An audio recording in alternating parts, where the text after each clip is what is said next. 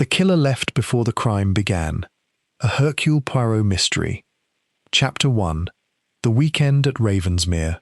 The causeway to Ravensmere House was passable only twice a day, when the tide drew back from the grey Cornish sand like a curtain lifted for a performance that few were invited to see. Sir Julian Ashworth had built his fortune on the unpredictability of the sea, 3 shipping lines, a fleet of 40 vessels, and a temperament, so his acquaintances said, that mirrored the tides themselves, warm and inviting one hour, treacherous the next. It was to this house, perched on its granite promontory, with the Atlantic combing at its feet, that 6 guests had been summoned for the last weekend of September. The invitations, phrased with Sir Julian's customary bluntness, had promised matters of business and matters of family, best settled together and settled soon. Eleanor Ashworth stood at the window of the morning room, watching the causeway narrow as the water crept back across the sand. She was 26, dark-haired, with her father's directness of gaze and none of his hardness, though she had learned, of necessity, to disguise the softness beneath a manner cool enough to discourage inquiry. "You're anxious," said a voice behind her. It was Ivy Sorrel, her father's secretary for the better part of 4 years, a slight woman with sandy hair and eyes that seemed always to be totting up sums even when she was not. "I am always anxious in this house at this time of year," Eleanor said. "Father summons everyone, and everyone arrives wondering what he intends to take from them. Or give," Ivy said mildly, though there was an edge beneath the mildness. "With father, it is rarely a gift without a hook in it." Below, on the gravel sweep, a car was drawing up, the second that morning. Rupert Ashworth climbed out first, tall and fair like his mother had been, with the slightly too bright eyes of a man who had spent the previous evening at cards and lost more than he cared to admit.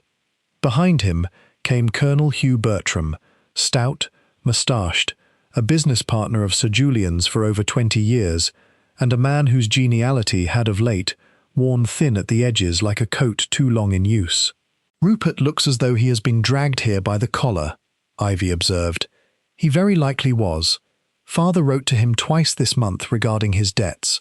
I should think this weekend is meant to settle the matter, one way or another." By noon the house was full.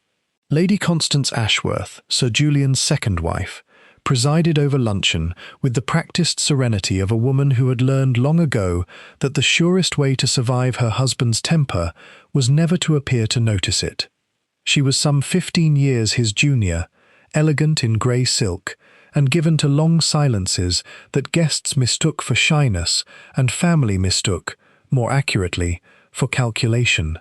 At her right sat Dr. Marcus Fenwick, the family physician, and, in a manner of speaking, family conscience, a thin, stooped man who had brought half the Ashworths into the world and eased more than one of them out of it, and who had known Sir Julian since they were boys together in Falmouth. And at the foot of the table, uninvited to sit at the head, though Sir Julian himself had not yet appeared, was Mr. Aubrey Lindquist, an art valuer of considerable reputation, who had been engaged to appraise the late addition to Sir Julian's collection, a small, luminous seascape attributed, with some controversy, to a minor Dutch master. Lindquist was a neat, precise man of perhaps 45, with pale hands that moved very little and eyes that moved a great deal, cataloguing the room, the silver, the guests, with the same cool attention he might have given a disputed canvas. "You will forgive me," he said, when the soup had been cleared, "if I press to finish my examination of the painting promptly. I had hoped to have concluded my business by this evening. The forecast is not encouraging, and I have no wish to be trapped here by a storm." "The causeway floods at high tide regardless of storms, Mr. Lindquist," said Colonel Bertram. "You'll not get off this rock till morning ebb, whatever the weather does." "All the more reason," Lindquist said, with a small, tight smile, "to conclude my business swiftly." It was 2 o'clock when Sir Julian Ashworth at last appeared, entering the drawing-room with the particular energy of a man who enjoyed keeping others waiting. He was 61, broad-shouldered still, with a shock of white hair and a voice that filled a room before his body had properly entered it. "Well," he said, surveying the assembled company with evident satisfaction, as a general might survey troops he had personally conscripted. "You've all come. Good. There's a great deal to discuss, and I intend that we discuss it before Monday." Rupert, his eye found his son and held there a moment too long. "You and I will speak this afternoon. Constance, my dear, you look very well. Hugh, I have the figures you wanted, though you'll not like them. And you, Mr. Lindquist, I trust my painting has not disappointed you." "On the contrary, Sir Julian, it is a remarkable piece. I should like an hour more with it before I commit myself in writing." "Take your hour, take 2, but I want your assessment before dinner. I've a buyer waiting on it, and I don't care to keep buyers waiting any more than I care to be kept waiting myself." He laughed, a short bark of a sound, and the room laughed dutifully with him, though Eleanor, watching from her chair near the window, thought she saw something pass across her father's face in that moment. Not fear, for Julian Ashworth feared very little, but the particular weariness of a man who suspects, without quite admitting it to himself, that he has arranged a gathering he may come to regret. Outside, the tide continued its slow retreat, and the causeway, pale and wet, began to gleam like a blade laid across the sand. Chapter 2. The causeway closes. By 4 o'clock, the wind had risen, and by 5, it was flinging rain against the tall windows of Ravensmere House in handfuls, as though the sea itself were impatient to be let in. Sir Julian had closeted himself with Rupert in the small study off the library, and the rest of the household drifted about in that peculiar suspended state common to house parties awaiting a storm, too restless to settle to cards, too confined to walk. Eleanor found Mr. Lindquist in the long gallery, standing before the disputed seascape, with a jeweller's loop screwed into one eye, utterly absorbed. "You work in poor light," she said, more to break the silence than from any real observation. He did not look round at once. "The light does not lie, Miss Ashworth, whatever its quality. It is people who lie. Paint is more honest than flesh. It cannot dissemble its own age." He straightened, removing the loop. "Your father has a fine eye. This is, I believe, genuine, though I shall want another hour before I put my name to it. You seem very anxious to be gone. I have business in London that will not wait, and I like this coastline a good deal less than your father's cellar." He smiled thinly, an expression that did not reach his pale eyes. "Forgive me. I do not mean to seem discourteous. I find storms disagreeable, that is all. I was at sea once, briefly, in my youth, and the memory has never left me." At 5:30, Rupert emerged from the study alone, his face white and set, and went directly to the gun-room without a word to anyone. Ivy Sorrel, passing through the hall with a sheaf of correspondence, watched him go with an expression Eleanor could not quite read. Not surprise, exactly, but a kind of resigned recognition, as though she had seen this particular door close in this particular way before. "What did father say to him?" Eleanor asked, catching Ivy's sleeve. "I could not say, Miss Ashworth. I was not in the room." But there was a hesitation before the words, brief as a held breath, that made Eleanor wonder whether this was entirely true. Dinner was announced at 7, though Sir Julian did not come down until the second gong, and when he did, he was in high spirits that sat oddly against the tension the afternoon had left in the house. He drank a good deal of the claret, spoke at length of a new contract with a Lisbon shipping concern, and twice made remarks at Rupert's expense that caused the young man to flush and stare fixedly at his plate. It was over the fish that the quarrel broke into the open. "I understand," Sir Julian said, with the elaborate casualness of a man about to deliver a blow he had long prepared, "that my son has run up debts at the tables to the tune of some £4,000. 4,000, Hugh. Can you credit it? And do you know what he had the impudence to suggest to me this afternoon? That I settle them from the estate, as though the estate were a tap he might turn on at his convenience." "Father," Rupert began, low and furious, "I have not finished. I told him plainly that not one penny of my money will go to cover a gambling debt, now or after my death, and that if he wishes to alter that arrangement, he had better mend his habits and mend them quickly, for I am revising my will this very month, and I do not intend it to read as a reward for foolishness. A silence fell over the table, thick enough to taste. Lady Constance's hand, Eleanor noticed, had gone very still upon the stem of her wine-glass. "You needn't announce it to the whole table," Rupert said, his voice shaking. "I shall announce what I please in my own house." Sir Julian's good humour had curdled into something harder. "And while we are on the subject of revision, Hugh, you had better know that the figures you asked me for this morning are not encouraging for you either. I've had Fenwick look them over, and he agrees with me. The Lisbon contract changes matters considerably, and not in your favour." Colonel Bertram's face had gone a dull, mottled red. "This is hardly the place, Julian. It is precisely the place.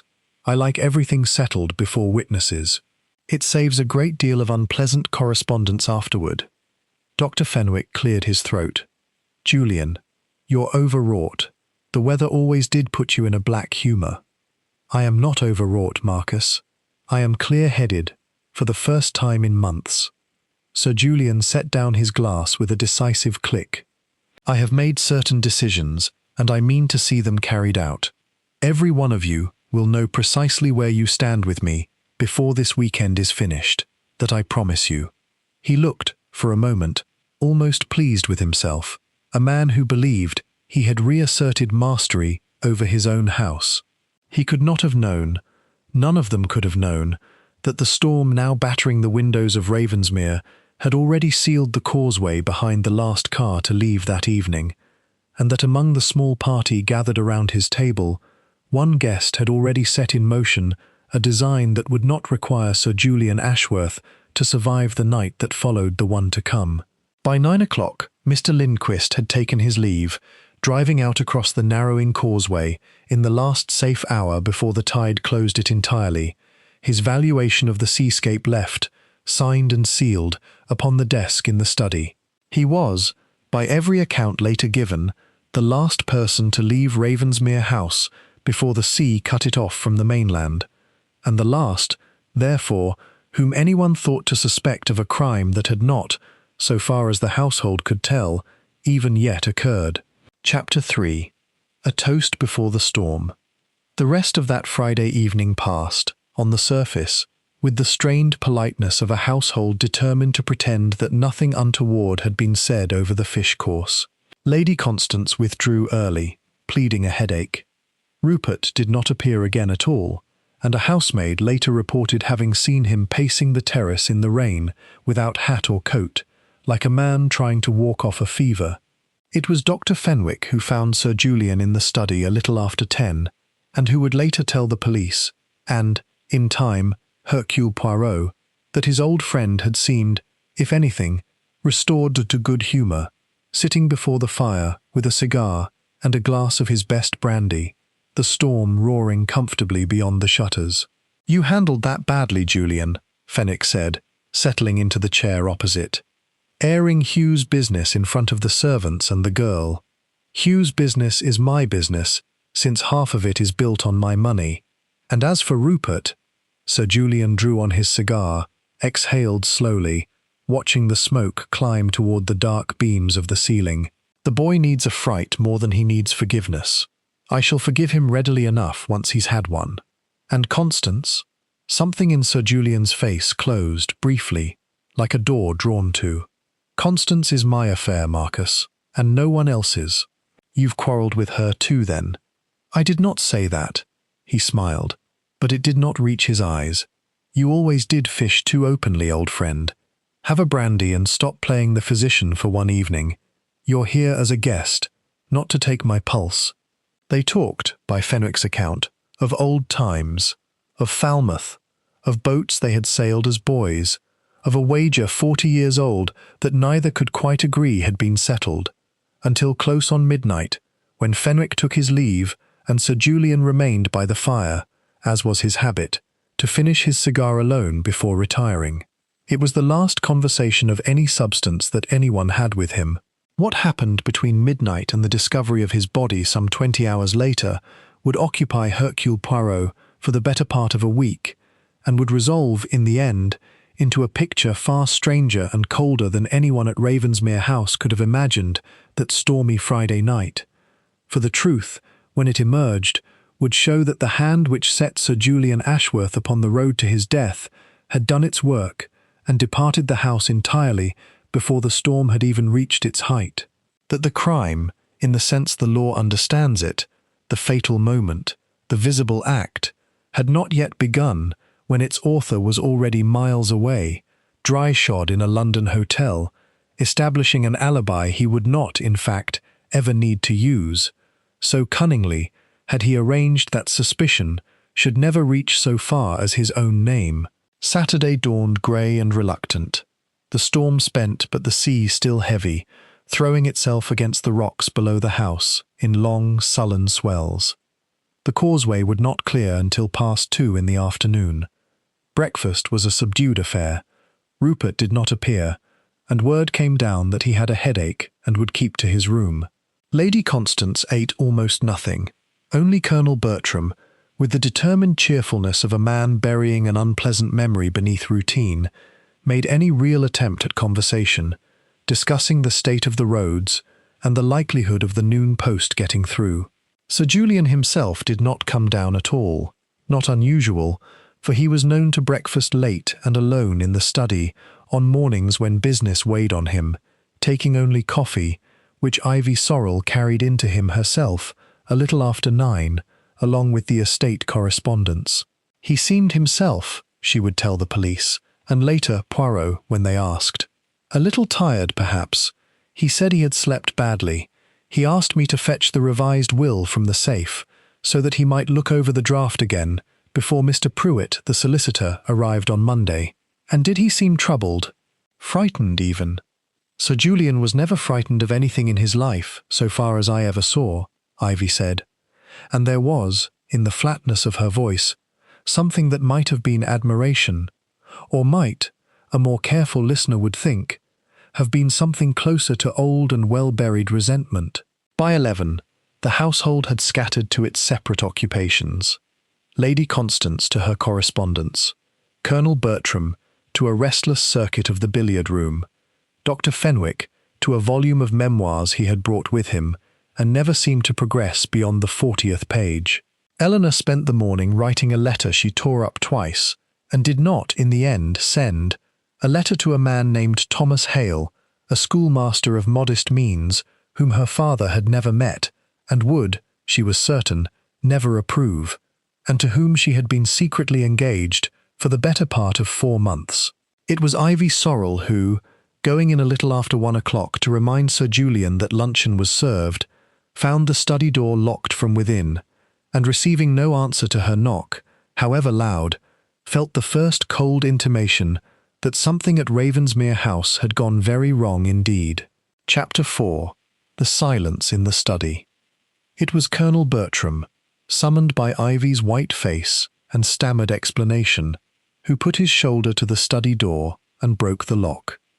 The room beyond was dim, curtains still drawn against the grey noon light, the fire in the grate long since burned to ash.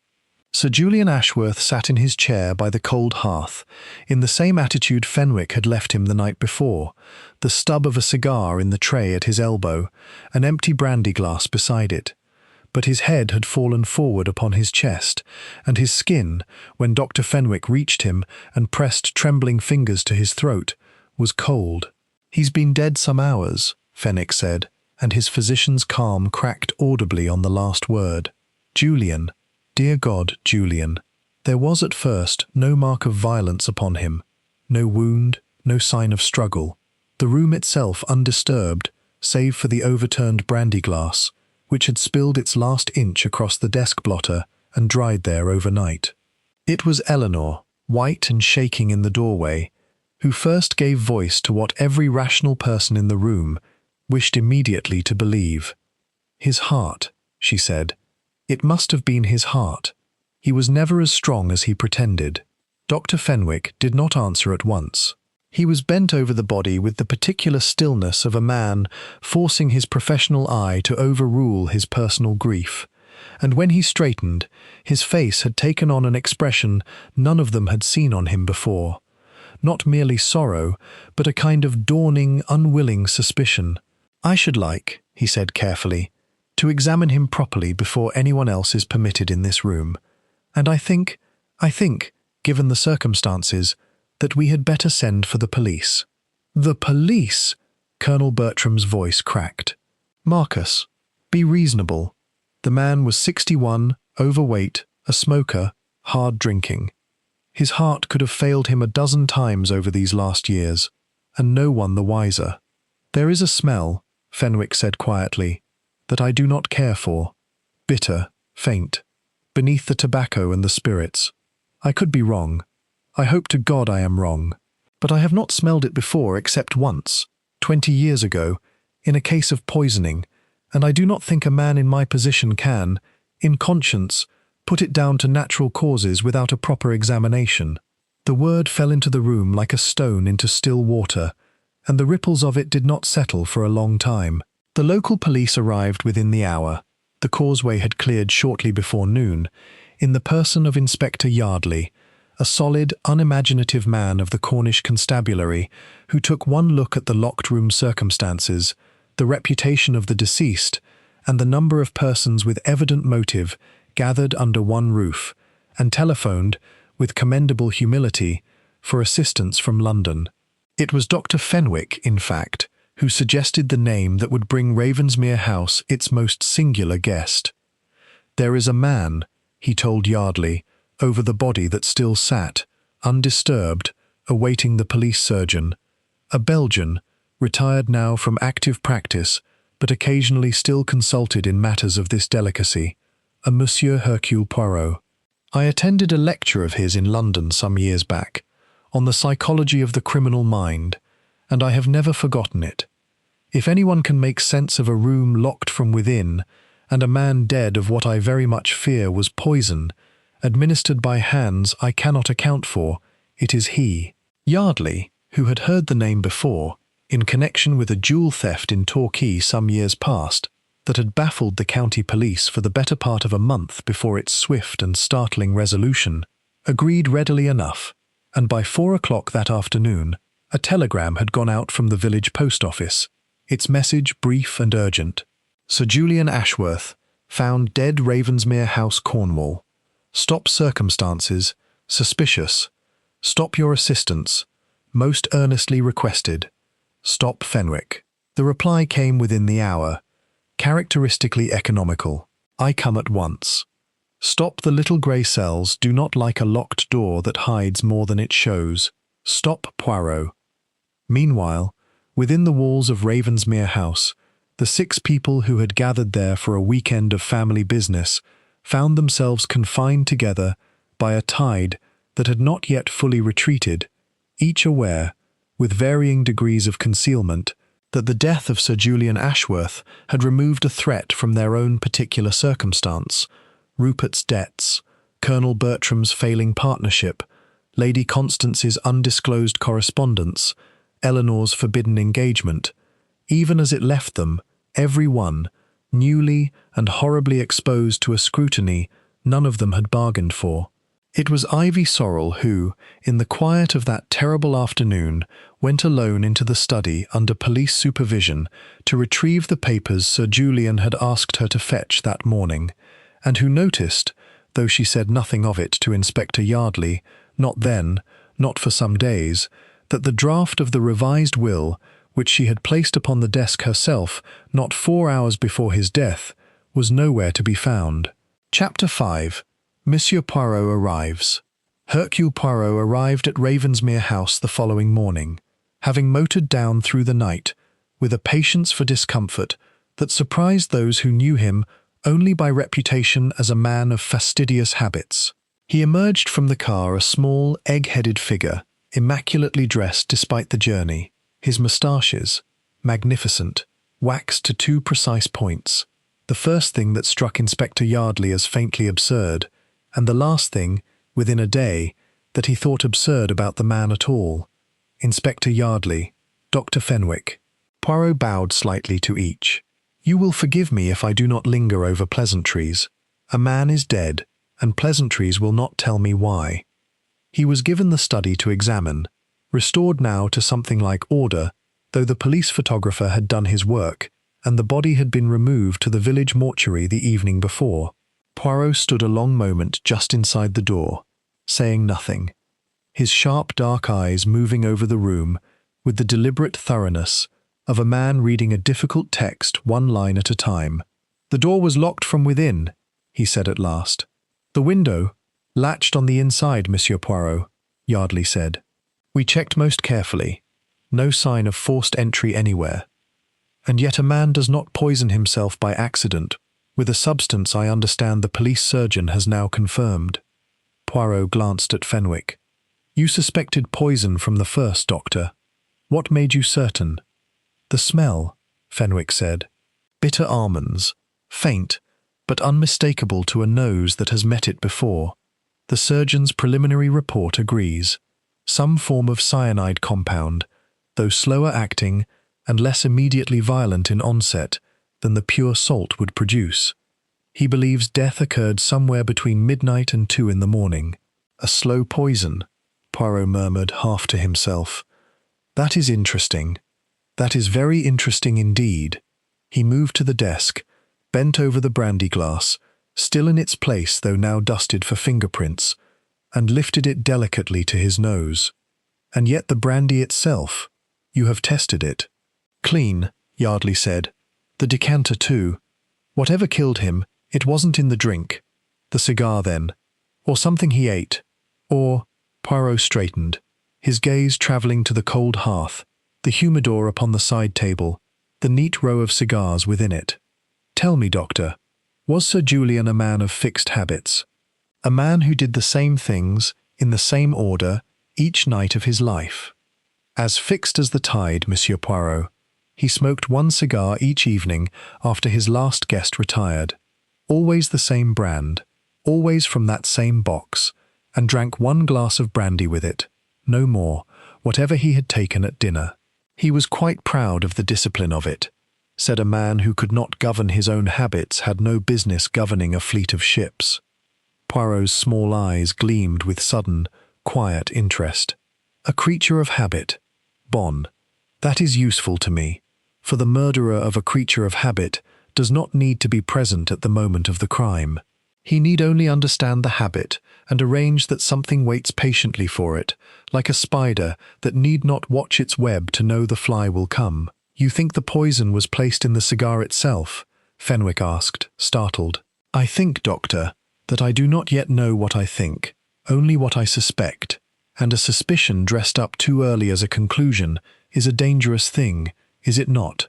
First I must know who was in this house, who left it, and when. I understand a gentleman of the art world took his leave before the tide closed the causeway on Friday evening. Mr. Aubrey Lindquist, Yardley confirmed, consulting his notebook. Valuer, come to appraise a painting. Left about 9 o'clock Friday night, well before Sir Julian retired to the study with Dr. Fenwick. He's accounted for, booked into the Regency Hotel in London by midnight, confirmed by the desk clerk there. Ah, Poirot's moustaches twitched, the smallest, most private of movements, the sort a lesser observer would have missed entirely. So, the last man to leave the house is also the first man to be crossed off the list of suspects, because he was gone before the crime, as everyone understands it, had even begun. That is very convenient for Mr. Lindquist, is it not, Inspector? Almost too convenient. I find that when a fact is so very convenient for one particular person, it is worth examining twice before one accepts it as innocent. You suspect him already? I suspect no one and everyone, Inspector. That is the only safe attitude with which to begin. I merely observe that a locked room, and a slow poison, and a man who left the house before the poison could have taken effect, form together a puzzle with a shape I have encountered before, though never in quite these colours. Now, I should like to speak with each member of this household in turn, beginning, I think, with the lady who found the door locked. Miss Sorrel, I believe. It is often the person who discovers the crime who has, without knowing it, already told us half the solution, if only we know how to listen. He turned from the desk, cast one last long look about the quiet, orderly room. The cold hearth, the empty chair, the small humidor sitting closed and innocent upon its table, and went out to begin the work for which Dr. Fenwick, in his desperate telegram, had summoned him across half of England. Chapter 6. Questions over breakfast. Poirot conducted his interviews in the morning room, a small table set before him with a neatness that seemed to soothe him, a blotter squared precisely with the table's edge, a pen laid parallel to it, a single rose in a thin vase which he adjusted twice before he was satisfied. Ivy Sorrel came first, composed but pale, her hands folded in her lap with the stillness of long practice. "You found the door locked, mademoiselle?" "Yes, Monsieur Poirot. A little after 1 o'clock. I knocked several times and received no answer, which was unusual. Sir Julian was a light sleeper and always heard a knock, even when absorbed in his work." "And the key?" "It was found in the lock, on the inside, when Colonel Bertram forced the door. There is only the one key to that room. Sir Julian was most particular about it. He kept papers of a confidential nature in the study safe, and he did not care for the servants, or indeed anyone, to enter without his knowledge." "You yourself have never had a key?" A brief hesitation, so brief that a less attentive listener might have missed it, but Poirot's eyes did not move from her face. "I have not, Monsieur Poirot. I am permitted into the room only when Sir Julian himself admits me, or leaves the door unlocked for a specific purpose, as he did yesterday morning, when he asked me to bring in the coffee and the draft of his revised will." "Ah, yes, the will." Poirot leaned forward slightly. "Tell me about this will, mademoiselle. I understand it was to be revised. Sir Julian had been dissatisfied with the existing arrangement for some months. He intended, as I understood it, to reduce Mr. Rupert's inheritance considerably in light of his gambling, to make certain provisions for Lady Constance's independence that had not previously existed, and to settle a sum upon myself in recognition of my years of service, which the original will did not include. That is generous of him. Sir Julian could be generous, Monsieur Poirot, when it suited his purposes. He was less often generous when it did not. And this draft, where is it now?"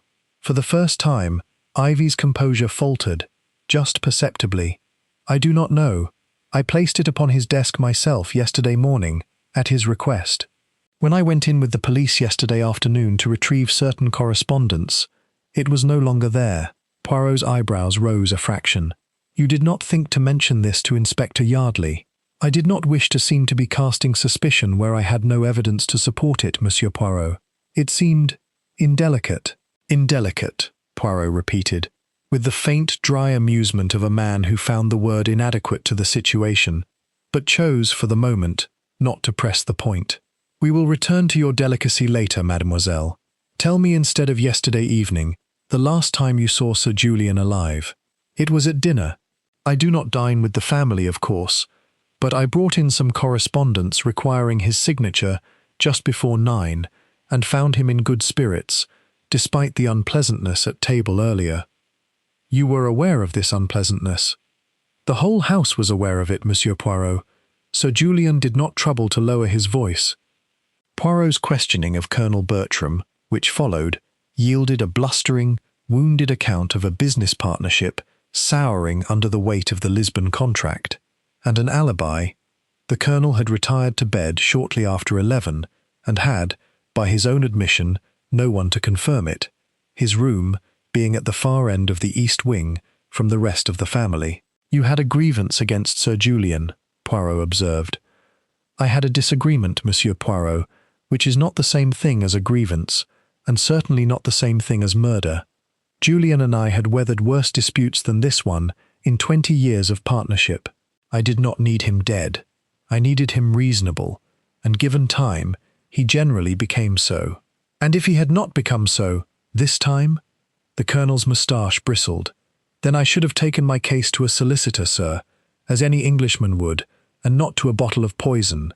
Dr. Fenwick, questioned next, could offer only what he had already told Yardley: the conversation by the fire, the cigar, the brandy, the friendly parting a little before midnight, save for one detail he had not thought to mention until Poirot, with a gentle but relentless persistence, drew it from him.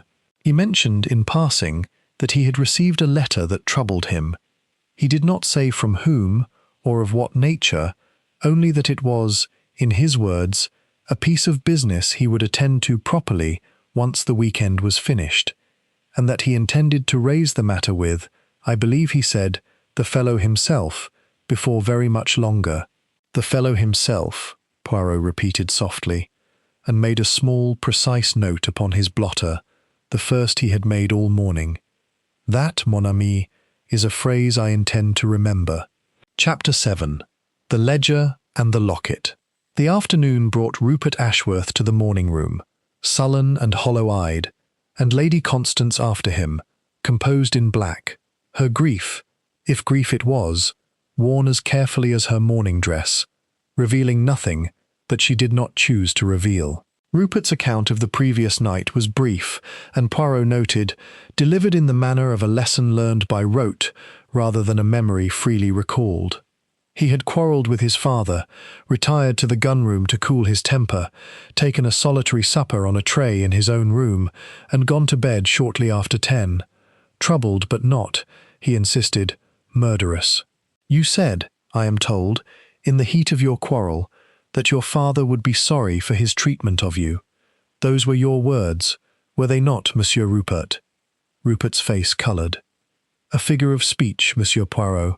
Men say such things in anger, and mean nothing more sinister by them than that they intend to prove their father wrong about their character, in time, by their own efforts. And yet your father is dead within 12 hours of your speaking them. Do you think I don't know that? Do you think I haven't lain awake all night, turning that very fact over and over, until I could scream with it?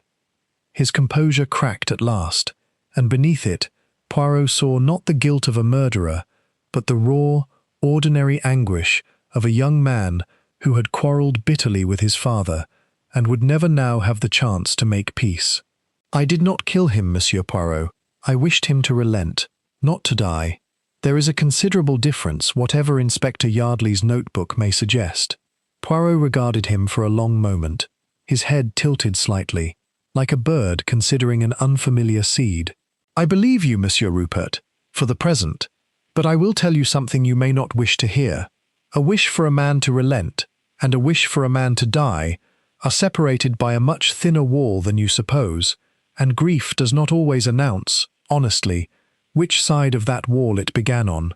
Lady Constance, when her turn came, answered every question with the smooth composure of a woman long practiced in the art of saying exactly as much as she intended, and not one word more. You corresponded with someone, madame, in recent weeks.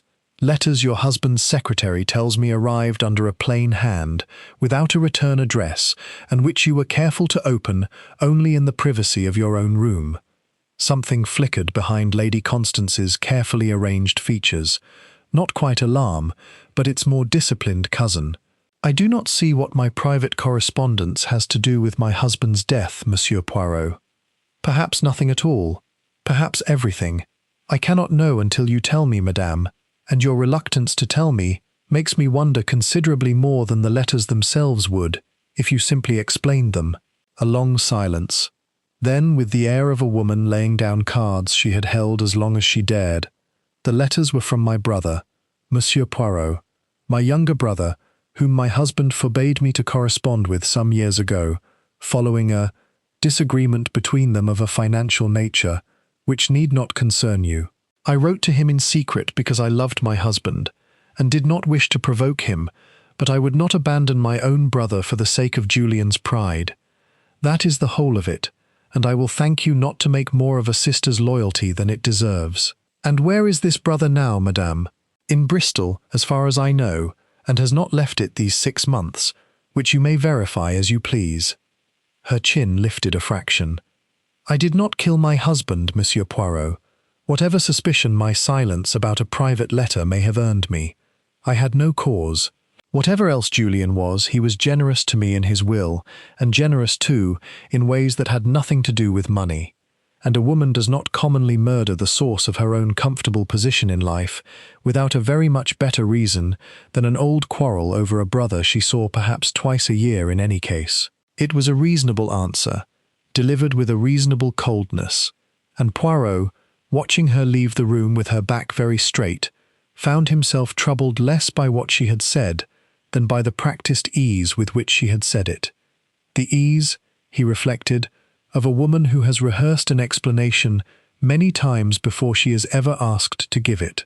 That evening, going over his notes by the fire in the small sitting room Inspector Yardley had placed at his disposal, Poirot arranged 4 small cards upon the table before him, each bearing a name: Rupert, Constance, Bertram, Sorrel, and beside them, set slightly apart, a 5th card, bearing the name of a man who had, by every account, left the house hours before the poison could have taken effect, and who therefore, by the ordinary logic of criminal investigation, ought not to belong among the suspects at all. And yet, Poirot murmured to the empty room, turning the 5th card thoughtfully between his fingers, it is precisely the man who appears to have left before the crime that I find myself least willing to dismiss.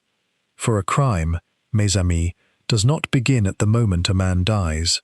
It begins at the moment someone decides that he shall, and that decision, and the arrangement that follows from it, may be made and executed, and the maker gone from the scene, long before the victim so much as feels the first faint stirring of what is to kill him. Chapter 8. Whispers in the Gallery. The following morning, Poirot requested that he be shown the long gallery, and in particular, the disputed seascape that had brought Mr. Aubrey Lindquist to Ravensmere House.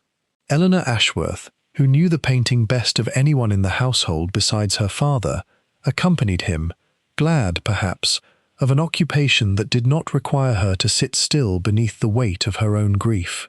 "It is a beautiful thing," Poirot said, standing before the small canvas, with his hands clasped behind his back. "Tell me, mademoiselle, your father purchased this recently?" "Some 4 months ago, from Mr. Lindquist's gallery in London. Father had developed something of a passion for the Dutch marine painters in the last 2 years. It suited his own history, I think, the sea and ships and so on. He paid a very great sum for it, I believe, though he never told me the figure. Mr. Lindquist came down to confirm the attribution formally before father completed the sale to a collector in America, who required an independent valuation before he would commit to the price. An independent valuation from the very man who sold it to your father in the first place. That is a curious arrangement, is it not? Rather like asking the fox to certify the hen-house secure." Eleanor frowned. "I had not thought of it that way. But Mr. Lindquist has an excellent reputation. Father would not have dealt with him otherwise. He is most particular about such things." "Was, mademoiselle," Poirot said gently. "Forgive me. It is a habit of speech I must correct, and it is unkind of me not to trouble myself to do so." He studied the painting a moment longer, his sharp eyes narrowing. "Tell me, did your father ever express any doubt, however small, about the authenticity of this piece, or indeed, about Mr. Lindquist himself?" Eleanor hesitated. "There was something, I do not know if it signifies. 2 weeks ago father had a visitor, a Mr. Pruitt, not our usual solicitor, but a specialist, I understood, in matters of art and provenance. They were closeted together for the better part of an afternoon, and when the man left, father was in an unusually thoughtful mood, subdued almost, which was not like him at all. I asked him what troubled him, and he said only that he had a piece of business to look into before he trusted certain people with certain sums, and would say no more." Poirot went very still. A piece of business he would attend to properly once the weekend was finished, he murmured, half to himself, recalling Dr. Fenwick's account of the fireside conversation, and he intended to raise the matter with the fellow himself. "Mademoiselle Eleanor, this is important. Do you know the name of this Mr. Pruitt, and might I obtain his direction? I believe father kept his card. Ivy would know. She manages all his correspondence and appointments. It was Ivy Sorrel, summoned promptly, who confirmed the name, Jonathan Pruitt, of a small but well-regarded firm specializing in the authentication and provenance of fine art, with offices in Cork Street, and who admitted, under Poirot's careful questioning, that she had herself typed a letter at Sir Julian's dictation some 10 days previously, addressed to Mr. Pruitt, requesting a full and confidential report upon the history and prior ownership of a certain seascape purchased through the gallery of Mr. A. Lindquist, with particular attention to any prior sales of the same or similar works through the same source in the preceding 5 years. "You did not think this significant enough to mention before now, mademoiselle?" Poirot asked, and there was, for the first time, a note of real sharpness in his voice. "I did not connect it with his death, Monsieur Poirot. It seemed a matter of business, nothing more. Sir Julian was forever commissioning such reports before large purchases or sales. I had no reason to suppose this one different from a dozen others. Perhaps it was not different in its nature. But its timing, mademoiselle, its timing is everything. A man commissions a confidential report into an art dealer's history 10 days before his death. That same dealer is the last person to leave this house before the murder, a murder achieved, I am now more than ever convinced, by a method requiring no presence at the moment of death at all. You will forgive me if I find these facts arranging themselves into rather too neat a pattern to be entirely comfortable," he asked, before he left the gallery, to see the letter Pruitt had eventually sent in reply, and learned, with an expression that told Eleanor nothing of what passed behind it, that no reply had yet been received. That the report, whatever it might contain, was still, so far as anyone at Ravensmere House knew, sitting unopened and unread upon a desk in Cork Street, awaiting a client who would never now read it, unless Hercule Poirot got there first. Chapter 9. The report from Cork Street. Poirot did not wait upon the telephone exchange of a Cornish village to satisfy his curiosity. He motored to the nearest town with a reliable line and placed a call to Mr. Jonathan Pruitt himself, explaining, with the particular blend of courtesy and immovability that Inspector Yardley had already come to recognize as characteristic, that a client's death did not release a man of business from his professional obligations, but rather transferred them, in matters touching upon a possible crime, to the investigating authorities. What Pruitt told him, once persuaded, occupied Poirot's small notebook for the better part of an hour. Aubrey Lindquist, it transpired, had built a reputation over 15 years as a discreet and knowledgeable dealer in minor continental masters. Reliable, conservative in his attributions, never given to the wild claims that made lesser dealers untrustworthy. But Pruitt's inquiries, prompted by Sir Julian's commission, had uncovered a pattern that troubled him a great deal. No fewer than 3 paintings sold through Lindquist's gallery in the previous 4 years, each attributed to minor 17th-century Dutch or Flemish hands, had later been quietly withdrawn from public exhibition or resale by their purchasers, under circumstances that Pruitt's discreet inquiries suggested, though he could not yet prove, involved doubts about authenticity, raised by independent restorers. In each case, Pruitt told Poirot, the purchaser seems to have settled the matter privately with Mr. Lindquist rather than pursue a public dispute. A repayment, I gather, or an exchange for another work, made quietly, without scandal. It is precisely the sort of arrangement a clever man might negotiate again and again, so long as no 2 purchasers ever compared notes, and so long as no single case ever reached a court of law or a newspaper. And Sir Julian's seascape? I had not completed my inquiry into that specific piece before your call, Monsieur Poirot, but I will tell you this much. The provenance documents Lindquist supplied to Sir Julian trace the painting's ownership back through a private Belgian collection dispersed in the 1920s, a collection I have some knowledge of, and which I do not believe ever contained a work answering to this description.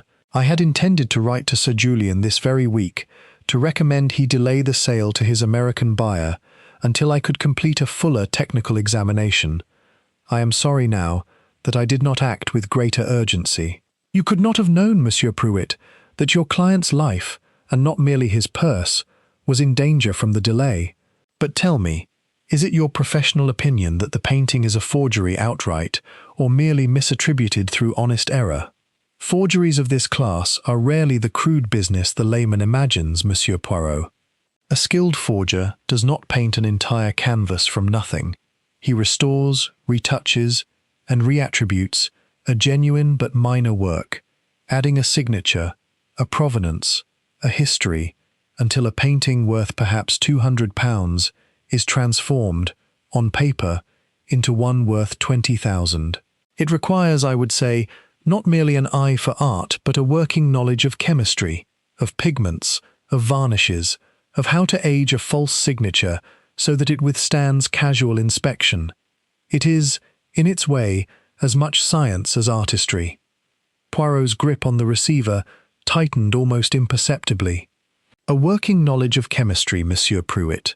That is a phrase I shall not soon forget.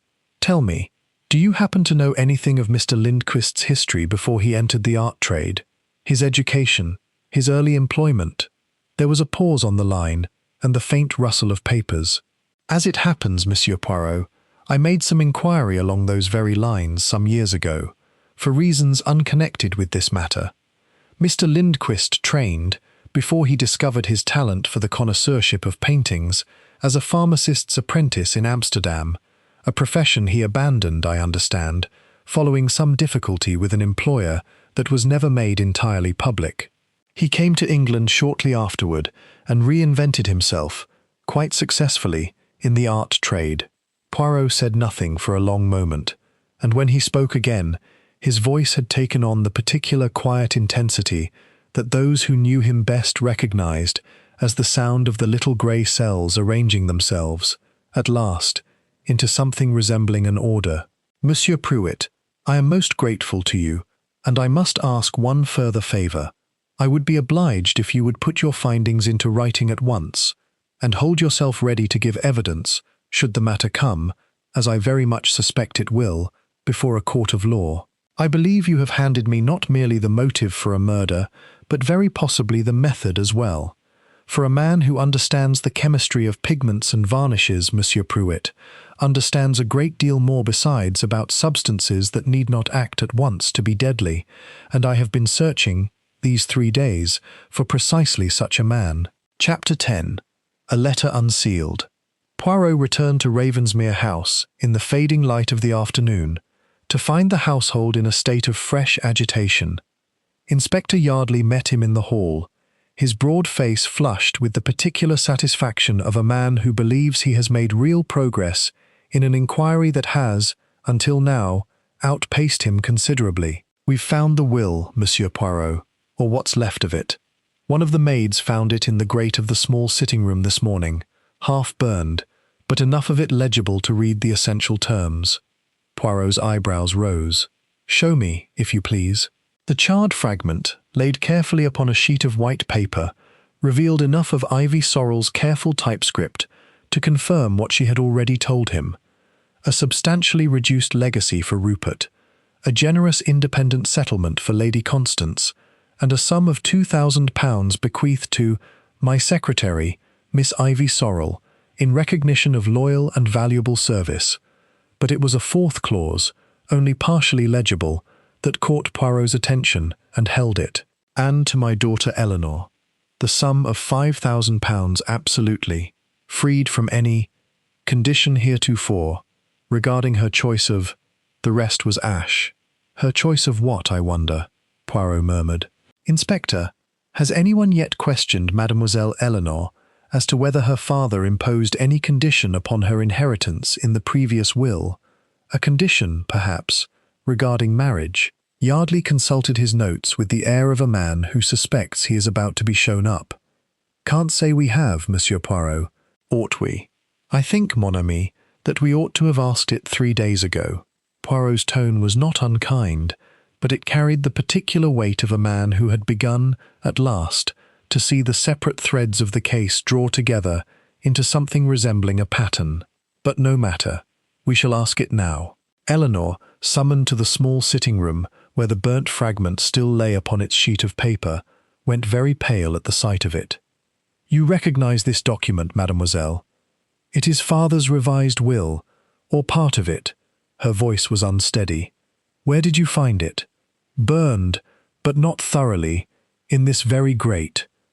"Someone attempted to destroy it, mademoiselle, and did the job badly enough that we may still read a good deal of what it said, including, I believe, a clause concerning yourself, and a condition heretofore imposed regarding your choice of—" "What, precisely, mademoiselle?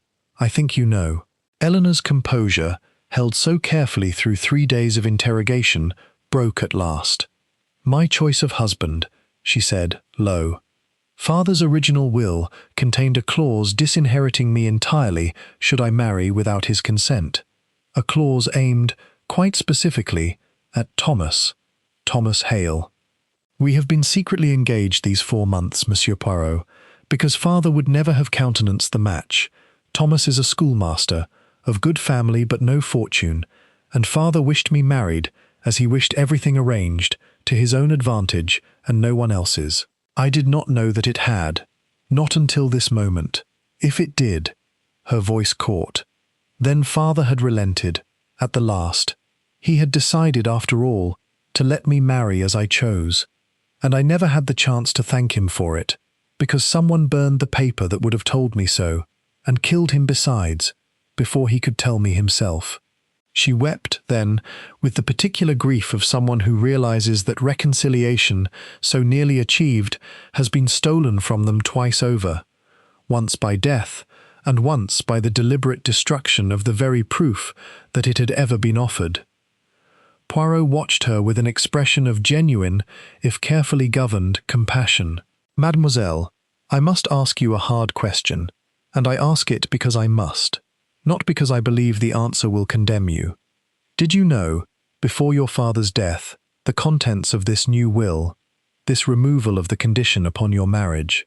"No, Monsieur Poirot. I swear it. I knew only that father was revising his will. The whole house knew that much, since he announced it at dinner like a man laying down cards at a card table, for everyone to see and none to answer. I did not know what the revisions contained until this very hour." Poirot studied her a long moment, and then nodded slowly, as though satisfied, though whether by her answer or by some fact wholly separate from it that had, in that moment, arranged itself finally in his mind, he did not say. He gathered up the burnt fragment with great care, and when he spoke again, it was to Inspector Yardley, in a voice from which all trace of gentleness had gone. "Inspector, I should like the full guest list for the Regency Hotel in London for the night of Sir Julian's death, and I should like it examined not for who arrived, but for precisely when, to the very minute, if the desk clerk's memory or the register can furnish it. I have a growing suspicion, mon ami, that a man's alibi, however solid it appears upon paper, may yet contain a gap of an hour or two large enough to hide a murder in, provided the murder in question required, at the moment of its actual execution, no murderer's presence at all." Chapter 11. The Painting That Wept. That evening, Poirot asked to be left alone in the long gallery, with the disputed seascape, a request Inspector Yardley granted, with some bemusement, but no real objection, having learned by now that Poirot's requests, however strange, generally proved worth the granting. He stood before the small canvas for a long while in the lamplight, his loupe, borrowed, with a certain grim humour, from the very toolbox Mr. Lindquist had left behind, in his haste to depart before the storm, pressed to one eye, studying the surface of the paint with the same patient thoroughness he had given the study on his first morning at Ravensmere House. What he was looking for, he could not at first have said precisely. Some confirmation, perhaps, of Pruitt's suspicions, some visible seam between the honest bones of an old Dutch canvas and the dishonest flesh laid over it by a later, cleverer hand. And indeed, turning the painting at an angle to the lamp, he found it, a faint unevenness in the craquelure, the fine network of age cracks that spreads, over centuries, across old paint, visible only where the light caught the surface obliquely, a pattern too regular in one corner of the sky, as though it had been induced, rather than earned, by the honest passage of time. But it was not the painting itself that held his attention longest. It was the frame, an elaborate, gilded thing, rather grander than the modest canvas required, with a small brass plate at its base, bearing, in neat engraved script, the painting's attributed title and school. Poirot examined this plate closely, and then, with the particular delicacy of a man who has learned never to force what may be persuaded, worked the frame gently away from the canvas at one corner. Behind it, tucked into the narrow gap between frame and stretcher, was a small folded paper, brittle with age around its edges but crisp and new at its folds. A paper that had been placed there, Poirot judged, not decades ago with the painting's original construction, but a matter of weeks, perhaps days. He unfolded it with great care upon the lamp table. It was a chemist's formulation, written in a small, precise hand, in a mixture of English and what Poirot recognized, after a moment's study, as pharmaceutical Latin. A recipe, in effect, though disguised among notes that might, to an untrained eye, have passed for observations on the aging of oil varnish.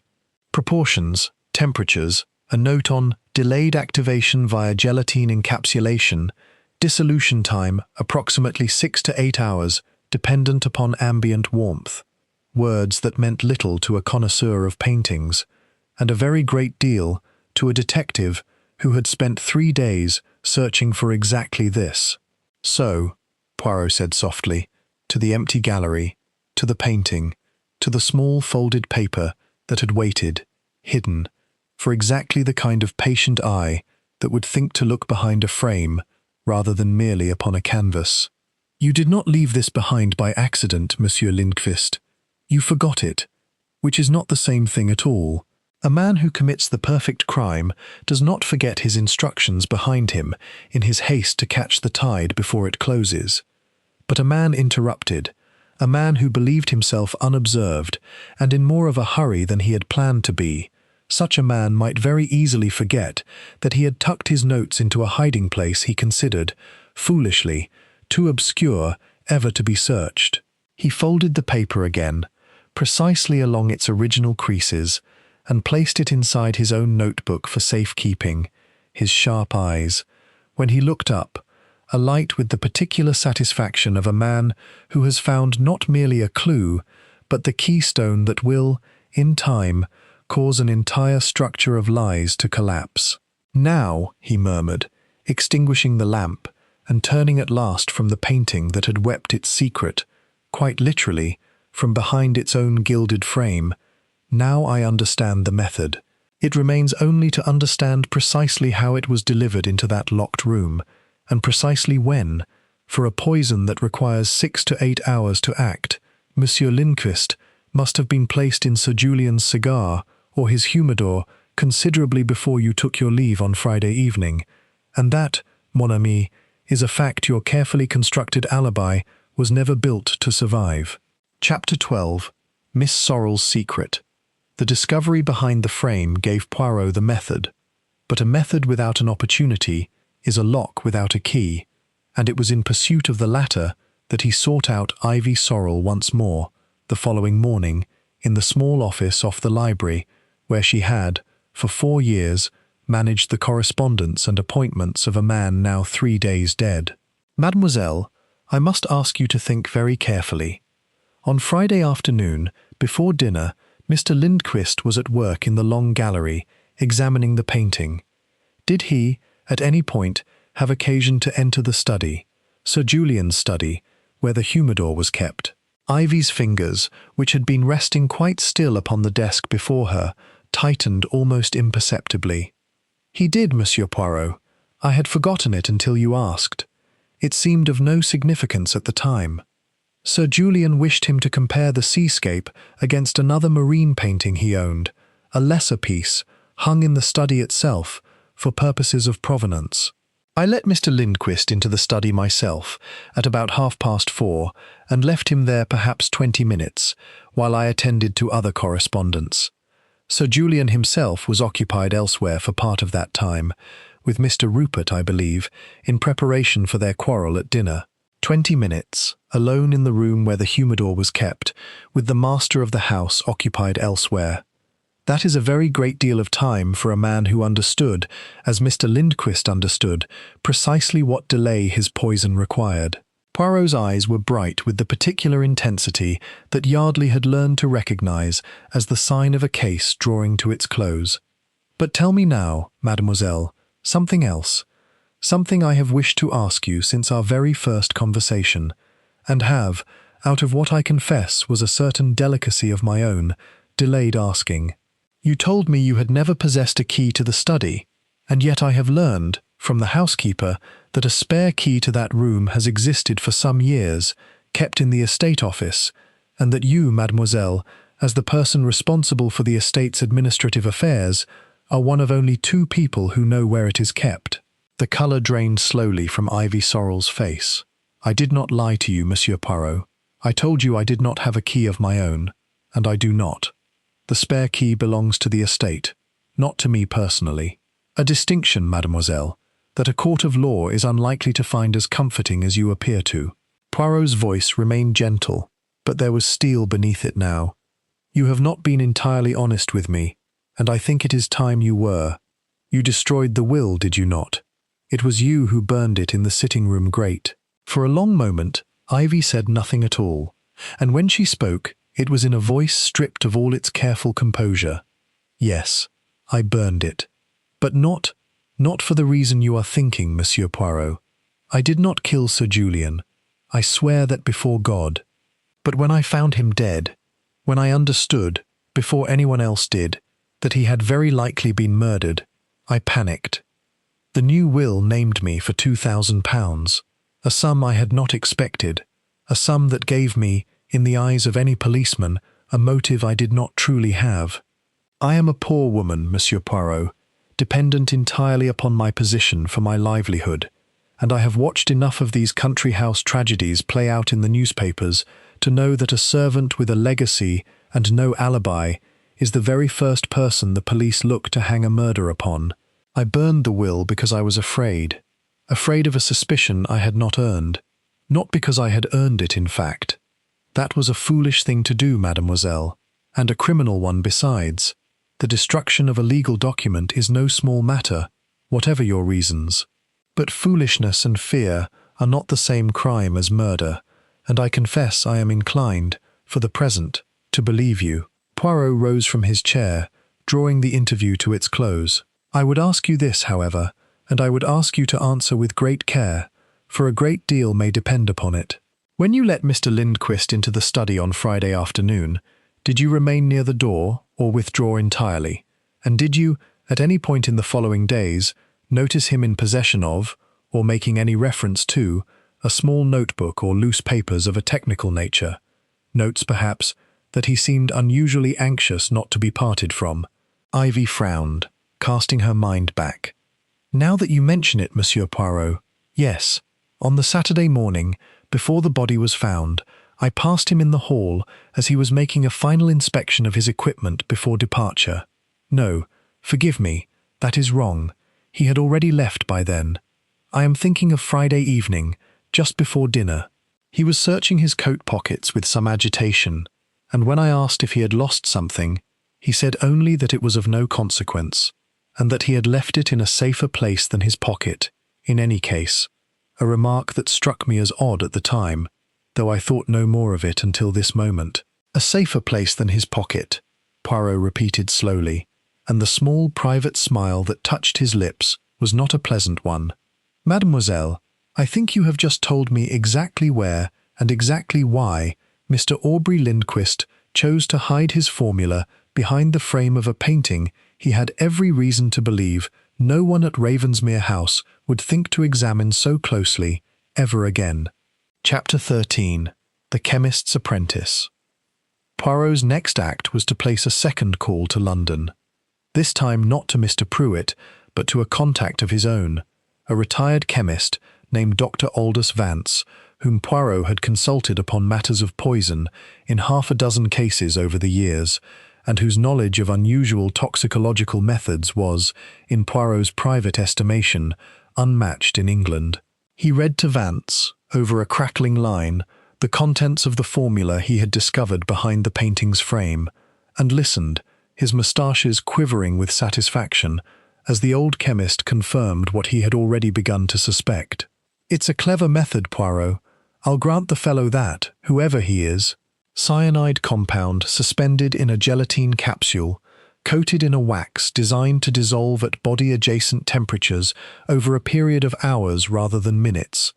The sort of preparation a pharmacist's apprentice might have learned in the course of legitimate work, adapted, God help us, to a very illegitimate end. Slip such a capsule into the heart of a rolled cigar, packed in among the tobacco itself, and a man smoking it slowly, drawing the smoke through the length of the leaf, would ingest the poison gradually as the capsule warmed and began to dissolve, the effect delayed, cumulative, and very difficult indeed to trace back to its origin, particularly if the victim smoked, as your Sir Julian apparently did, only one such cigar a night, from a private stock no one else in the house was in the habit of touching. And the timing, Doctor? If such a capsule were placed within a cigar on Friday afternoon, and the cigar not smoked until close to midnight that same night, would the wax coating have had time to degrade of its own accord, spoiling the design? Not if properly prepared, no. Such coatings can be formulated to remain stable for a period of days before beginning to break down, particularly if the cigar in question is kept, as good cigars generally are, in a humidor, maintaining a constant and moderate temperature. I should say your murderer had a window of some hours, perhaps even a day or more, in which to introduce his capsule and depart with perfect confidence that it would do its work long after he himself was safely elsewhere."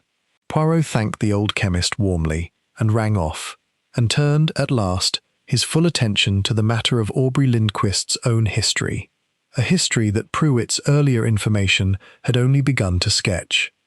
A further telephone call, this time to a colleague at Scotland Yard, whom Poirot had assisted upon more than one occasion in the past, produced, by the following morning, a fuller account. Lindquist had indeed trained as a pharmacist's apprentice in Amsterdam in his youth, dismissed from his position after a discrepancy was discovered in the poisons register of the shop where he worked. A discrepancy never fully explained, and never, for want of hard evidence, pursued as a criminal matter, but sufficient to end his career in pharmacy and send him, some years later, into the rather less regulated world of the art trade, where his eye for detail and his patient, methodical temperament found a new, and until now, thoroughly respectable outlet.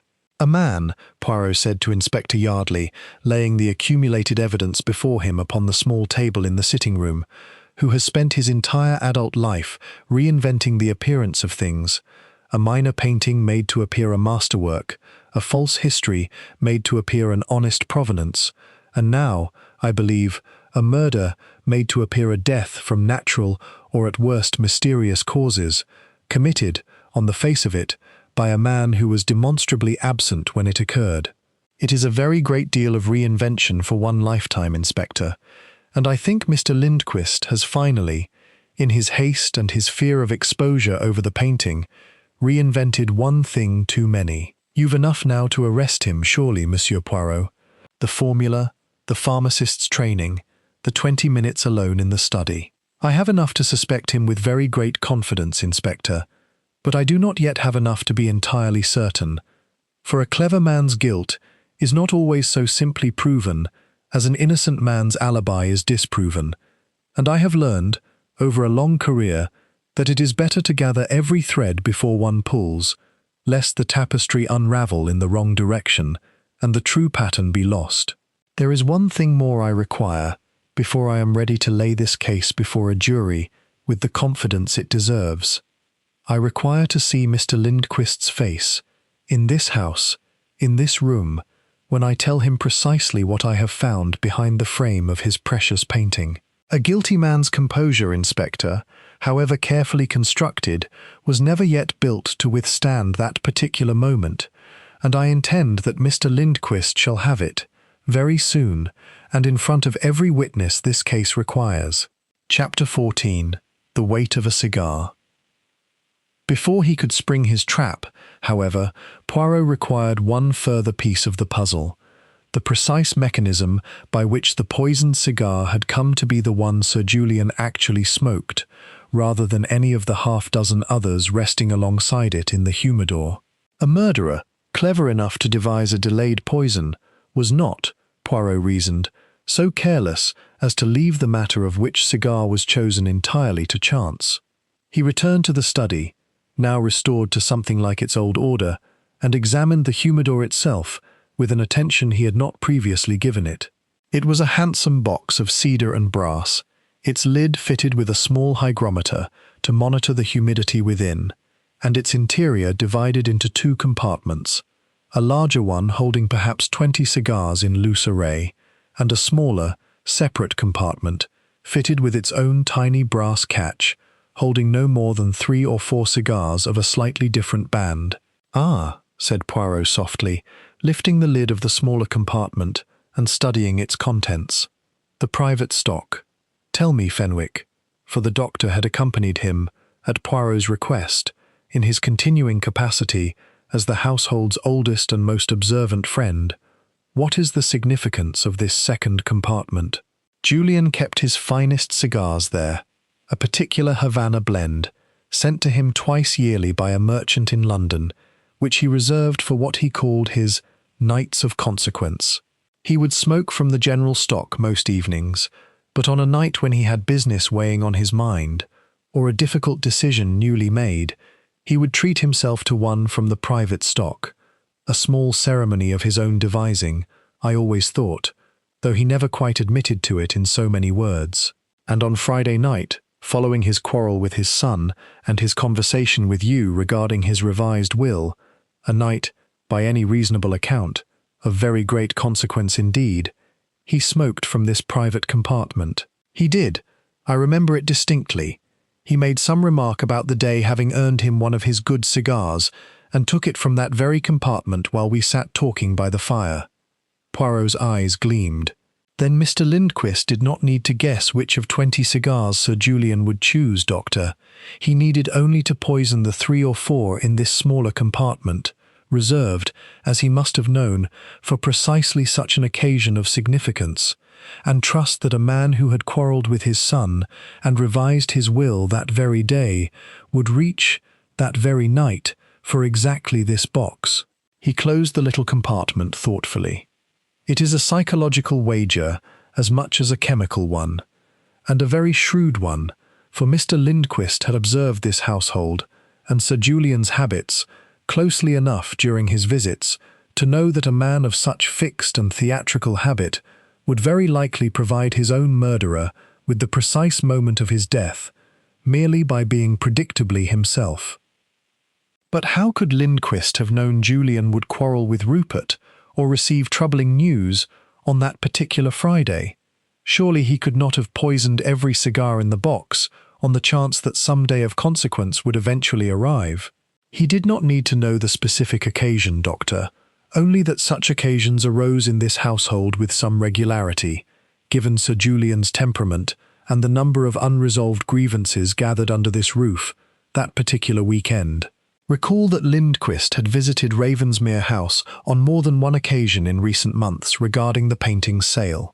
He had time and opportunity to observe the family's tensions, and every reason, given his own guilty conscience regarding the provenance report he must have suspected Sir Julian was commissioning, to believe that a crisis was building that would very soon come to a head.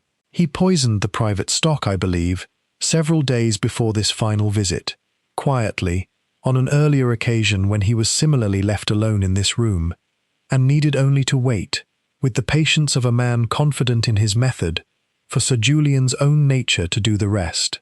Fenwick stared at the little humidor with an expression of dawning horror. Then he might have poisoned any of us, on any night these 2 months past, merely by knowing our habits well enough. That, mon ami, is precisely the terrible elegance of the method, and precisely why I am now entirely satisfied that I understand not merely who committed this crime, but how, and when, and with what patient, calculating confidence that he would never need to be present to see it done.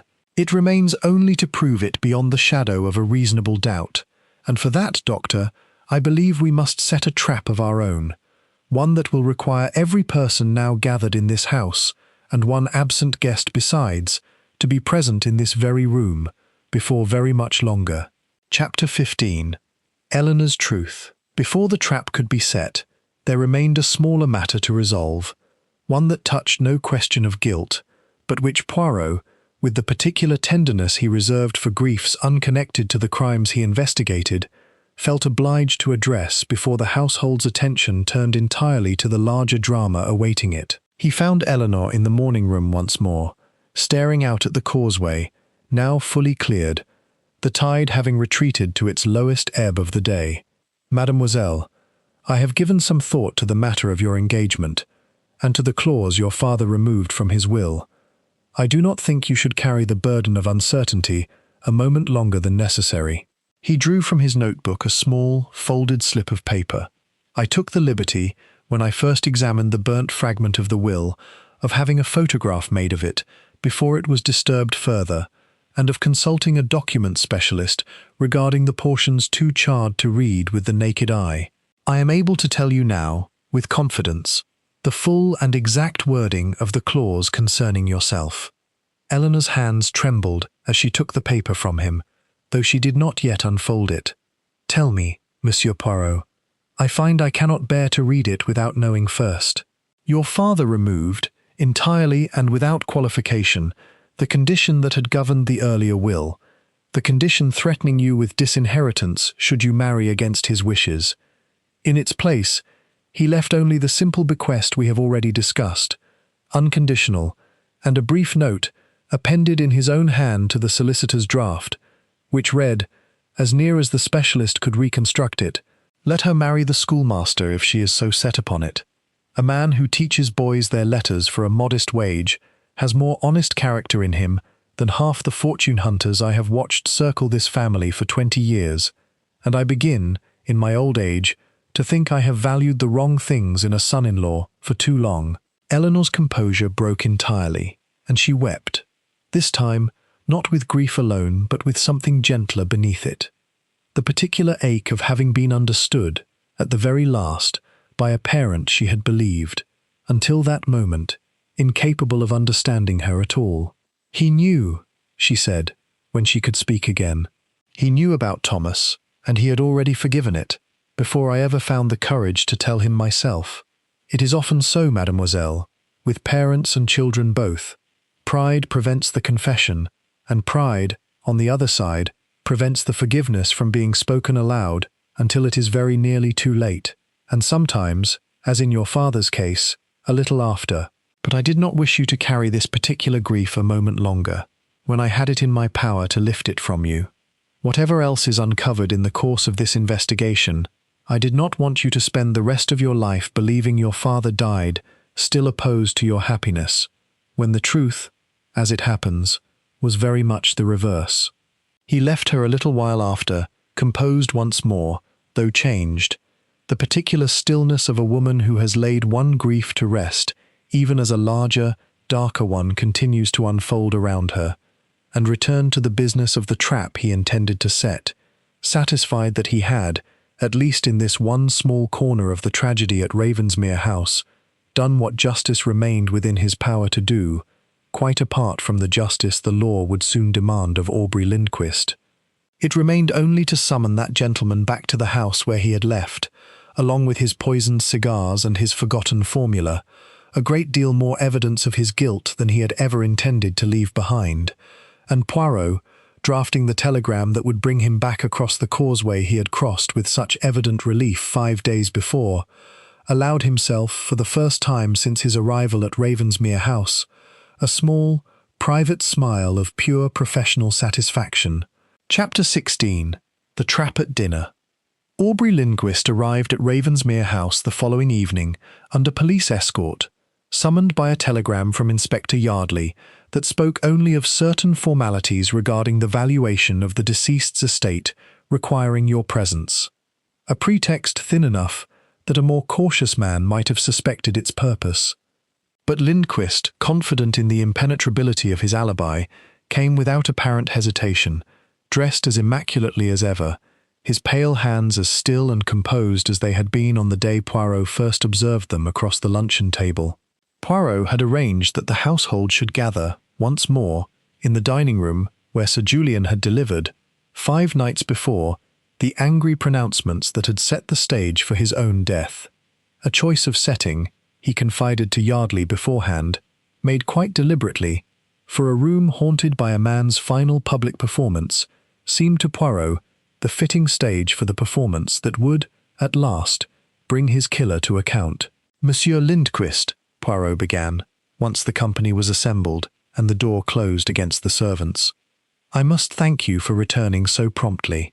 I am afraid the matter that requires your presence is rather more serious than the valuation of an estate." Something flickered behind Lindquist's pale eyes.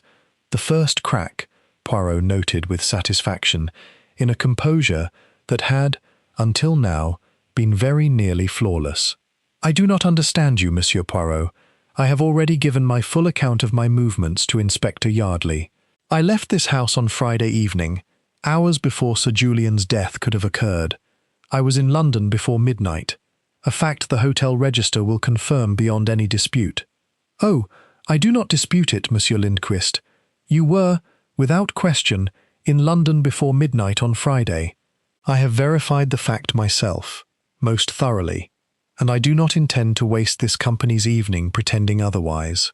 Poirot's voice remained mild, almost conversational, and it was precisely this mildness, Yardley observed later, that seemed to unsettle Lindquist more than any direct accusation could have done. "The difficulty for you, monsieur, is not where you were at midnight on Friday. It is where you were at 4:30 that same afternoon, and what you did during the 20 minutes Miss Sorrel left you alone in Sir Julian's study, comparing his seascape against another marine painting for purposes of provenance." Lindquist's composure held, but only just. "I examined 2 paintings, Monsieur Poirot, as I was asked to do. I fail to see what crime there is in that. No crime at all in the examining. The crime lay in what else your hands found time to do. In that same 20 minutes, in a room containing a humidor you had, I believe, already visited and prepared some days before, during an earlier appraisal visit to this house. A humidor with a private compartment reserved, as the whole household could have told you, had you troubled to ask. For cigars, Sir Julian smoked only on nights of particular consequence." Poirot drew from his notebook the small folded paper he had recovered from behind the painting's frame, and laid it upon the table where every person present could see it. "You forgot this, Monsieur Lindquist, in your haste to catch the causeway before the tide closed it. A formula, in your own hand, for a cyanide compound suspended in a slow-dissolving gelatine and wax capsule, a method, I am reliably informed by a chemist of considerable reputation, requiring precisely the training you yourself received as a young man, apprenticed to a pharmacist in Amsterdam, before a certain discrepancy in that shop's poisons register cut short your career and sent you, eventually, into the rather more forgiving world of art dealership." The room had gone entirely silent. Lady Constance's hand had risen, unconsciously, to her throat. Rupert stared at Lindquist with the dawning, furious relief of a man realizing, all at once, that the suspicion he had carried for 5 days as a private terror belonged, after all, to someone else entirely. "You wished Sir Julian dead, Monsieur Lindquist, before he could complete the inquiry he had already set in motion, an inquiry into your gallery's history of misattributed and quietly settled sales, an inquiry that would, had it run its course, have ended not merely your reputation, but very possibly your liberty as well. You learned, on your final visit to this house, that Sir Julian had grown suspicious.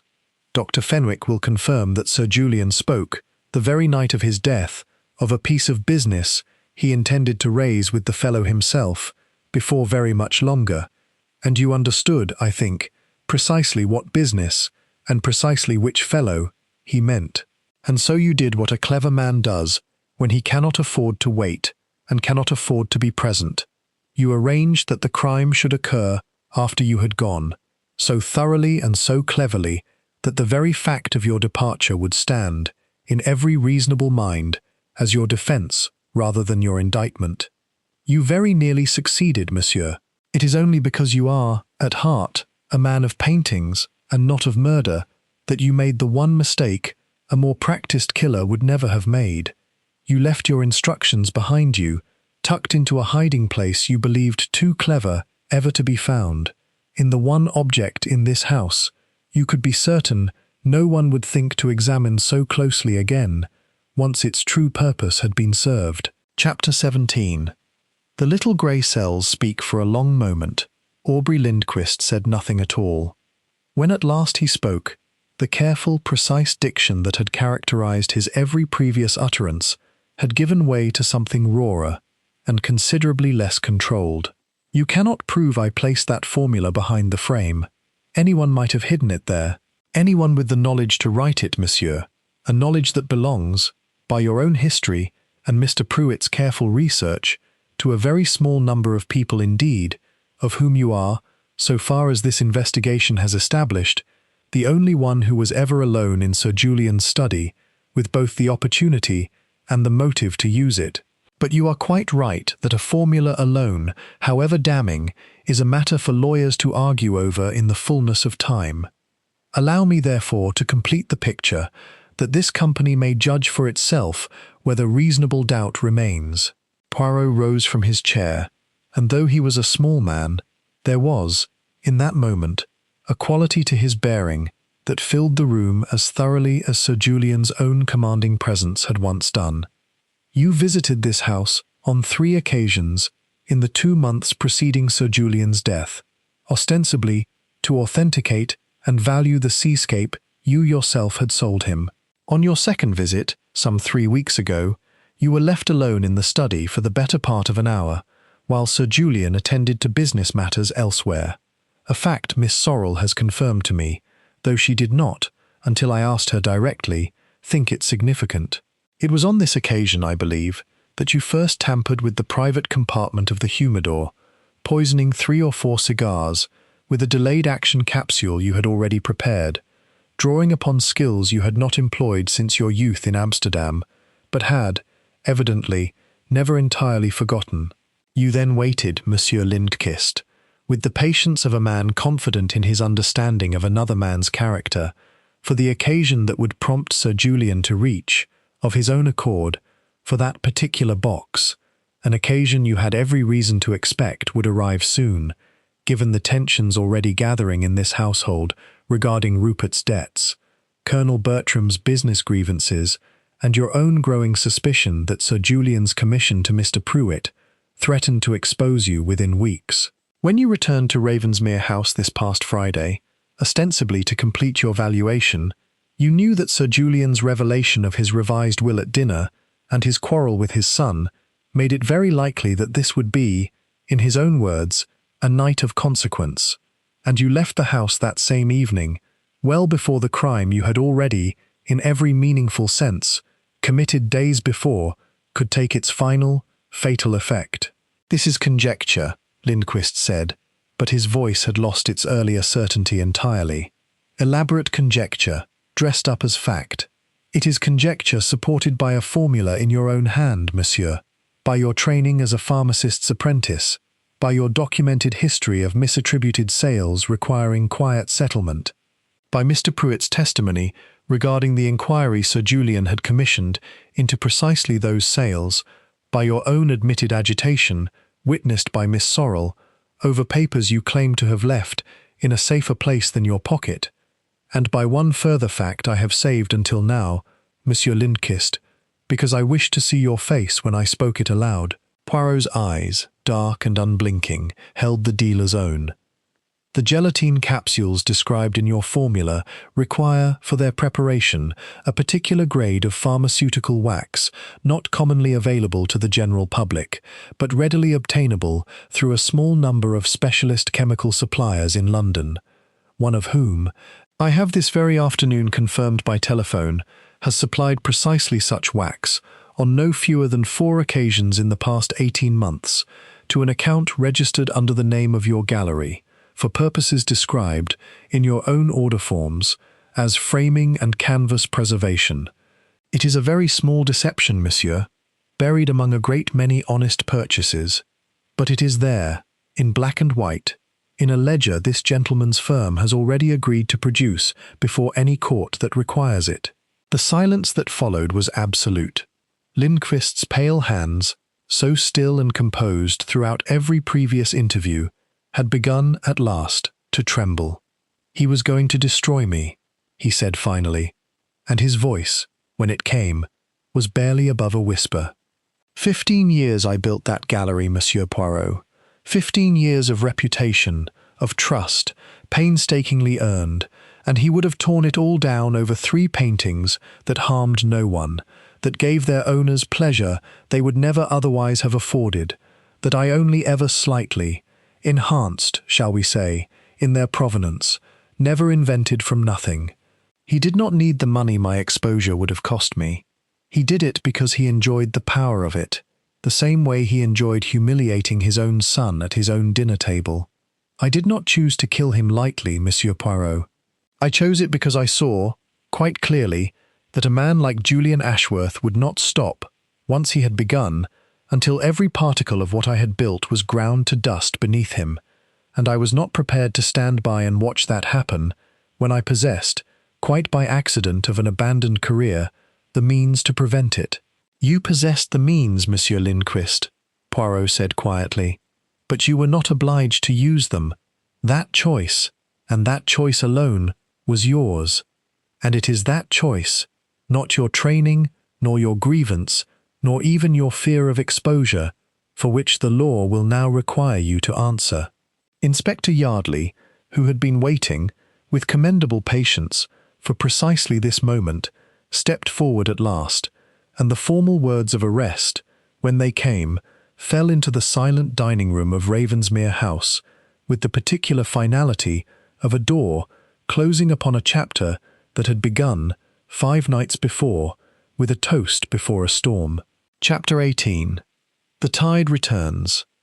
Hercule Poirot departed Ravensmere House 2 mornings later, on a tide as calm and untroubled as the one that had greeted him on his arrival had been wild. Eleanor Ashworth walked with him to the edge of the causeway, where the police car waited to carry him back across the sand to the mainland, and in time, to London. "I do not know how to thank you, Monsieur Poirot," she said. "You have given us back a great deal more than you found here. Not merely the truth of my father's death, but the truth of what he felt for me, and for all of us, at the very end. I did very little, mademoiselle, beyond what any patient man with a properly ordered mind might have done, given time enough and the right questions asked in the right sequence. It is a curious thing about murder. The crime itself is so often a small, mean, hurried thing, born of fear or pride, or a grievance nursed too long in private. And yet the truth of it, once uncovered, so often reveals a great deal more about the ordinary sorrows of the living than about the extraordinary wickedness of the guilty. Mr. Lindquist was not a monster, mademoiselle, whatever the newspapers will no doubt call him in the coming weeks. He was a frightened man who mistook the destruction of a threat for the solution of a problem, a mistake made, in smaller ways, by a great many people who never come within a mile of a court of law. And the painting? What becomes of it now? That, I imagine, will occupy Mr. Pruitt and the lawyers for some months yet. A forgery, however skillful, cannot be permitted to remain in circulation as an honest work, whatever pleasure it may once have given its innocent owners. But you need not concern yourself with such matters, mademoiselle. You have, I think, a wedding to plan, and a schoolmaster waiting rather more patiently than most young men would, for a woman finally free to choose him without fear or condition. Eleanor smiled, the first true smile Poirot had seen from her since his arrival. "You noticed everything, didn't you, Monsieur Poirot? Even the things that had nothing at all to do with the murder."